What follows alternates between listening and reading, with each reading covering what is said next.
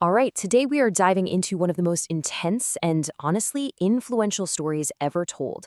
We're breaking down the final judgment from the Book of Revelation.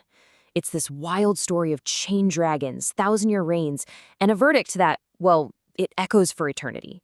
So let's just jump right in, starting with the very first really dramatic action. The story just doesn't waste a single word. It kicks off with this massive cosmic takedown. The ultimate villain of the whole narrative, that ancient serpent, gets captured.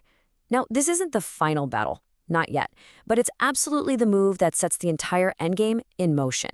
So how exactly does this epic imprisonment go down? Well, it all starts with just a single angel coming down from heaven. But listen, this is no ordinary messenger. This angel is equipped, really equipped with the key to what's basically an inescapable prison and this massive chain. They're ready for a pretty extraordinary task, right? You could say this is the opening act that triggers absolutely everything that follows. Okay, so notice how precise the details are here. We've got an angel with some very specific tools, a key to the abyss and a great chain. The actions are just boom, boom, boom, seize, bind, and throw. And the sentence? It's immense, 1,000 years. The whole goal is crystal clear. Just put a pause on the serpent's ability to deceive all the nations. So you see, this isn't just a simple defeat. It's a really calculated long-term containment plan. So what exactly is this abyss they're talking about? Well, the text paints a picture of something that's way more than just a jail. It's a bottomless pit, a place of total, complete isolation that is not only locked but sealed shut. The whole idea here is absolute confinement, to cut off any and all influence for a very, very long time. Okay, so with the great deceiver locked away, the world gets to enter this whole new era, a 1,000-year reign. But what actually happens during this millennium? It's not just a period of quiet waiting around. No, it's a time when other people are actually given the authority to rule and to judge. This timeline here, this basically gives us the entire sequence of events. So we've just seen event number 1, Satan gets bound. That's what kicks off this whole 1,000-year reign. But just look at where it's all heading. There's a brief release, then a huge climactic final battle, and then the conclusion, the final judgment itself. It's all part of one single epic story arc. So the big question is, who exactly is in charge during this 1,000-year fate? So this is where the text draws a really sharp line between two totally distinct groups. On the one hand, you've got those who resisted, the martyrs. They get to experience what the text calls the first resurrection, and they actually reign for those 1,000 years. The text even adds this little detail: the second death has no power over them. Okay, but then there's everyone else, who are just called the rest of the dead. And for them, they just wait. Their story isn't over yet. It's just on hold for now. But 1,000 years, well, it isn't forever. And when the clock finally runs out on that sealed prison, the story takes its most dramatic turn yet. The peace that has lasted all this time, it's about to be completely shattered. Yeah, and the text is really specific about this. This is not an escape. It's actually a planned release. It says the serpent must be set free for a short time. So what does he do with this newfound freedom? Well, he goes right back to doing what he does best: deception, but this time on a truly global scale. And his objective is laser-focused: rally the nations. They're identified symbolically as Gog and Magog, which are names that kind of echo these ancient prophecies about enemies coming from the far corners of the earth.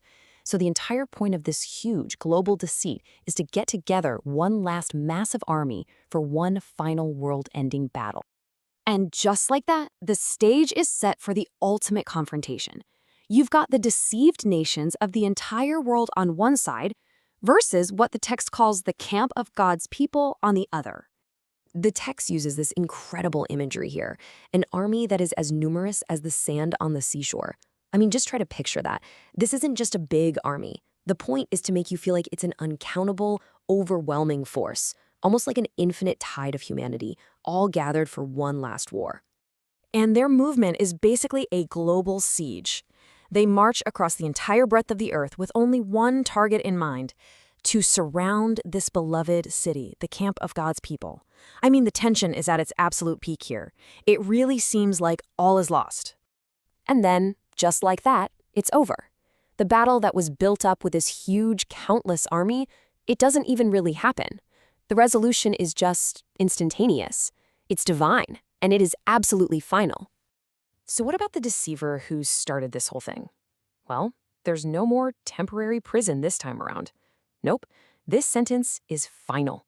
His fate, according to the text, is a lake of burning sulfur, a permanent and absolute judgment. So, with the final enemy defeated, the narrative makes this huge pivot. We're moving from the battlefield to the courtroom. This is it, the final act, the judgment of all the dead. The whole scene shifts to this incredibly solemn, very structured event. First, a great white throne appears. Then, every single person who has ever died, great and small alike, stands before it. Next, books, plural, are opened, and these seem to be records of their deeds. But then, a final, single book is opened, the Book of Life. And everything, the entire final judgment, hinges on what is or isn't found inside that one book. So this judgment leads to one of two outcomes, and the text gives a very specific name to that final negative verdict. And there's absolutely no ambiguity here. The source defines the second death directly. It says it is the lake of fire, the very same final destination we just saw for the devil. Okay, so let's just recap the final verdicts here. According to this text, it's not just the devil. It's fascinating. Even the abstract concepts of death and Hades are thrown into the lake of fire. And then finally, any person's name was not found written in the Book of Life. They share that exact same ultimate destination.